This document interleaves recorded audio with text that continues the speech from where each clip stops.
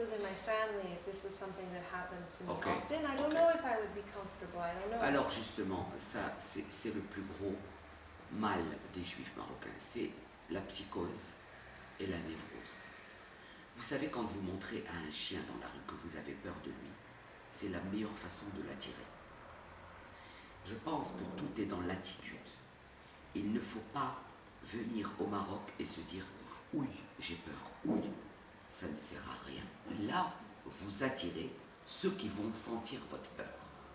Donc il faut que tous les juifs marocains du monde, quand ils viennent ici, qu'ils n'aient pas le sentiment d'être des étrangers. Ils font partie de cette histoire, ils font partie de cette terre. Ils ont leur lieu de culte, leur synagogue, leur cimetière, leur tzadikim. Ils sont minoritaires, c'est eux qui sont partis. Ils ne peuvent pas, aujourd'hui, poser aux musulmans marocains la question « Pourquoi sommes-nous minoritaires ? Qui leur a demandé de partir ?»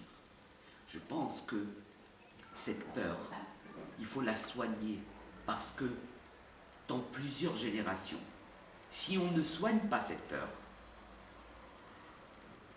les juifs, les jeunes juifs qui habitent Israël, qui voudront voir le tombeau de leurs grands-parents ou de leurs arrière-grands-parents, ils vont commencer à trembler avant d'arriver ici. J'ai connu des tonnes de gens qui tremblaient de peur. Je leur ai enlevé la peur.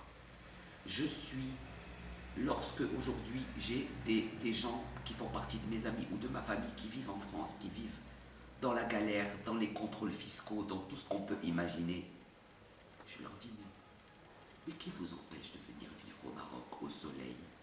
Vous aurez votre carte nationale, vous allez vivre tranquille. Qui vous empêche de le faire? Pas mal de gens m'ont suivi, ils sont venus, ils se sont installés et ils sont très heureux. Il n'y a personne qui est venu leur dire « Ah, tu es un juif, tu es venu au Maroc ?» Personne, au contraire, ils n'ont que des félicitations. Marhaba, marhaba, marhaba.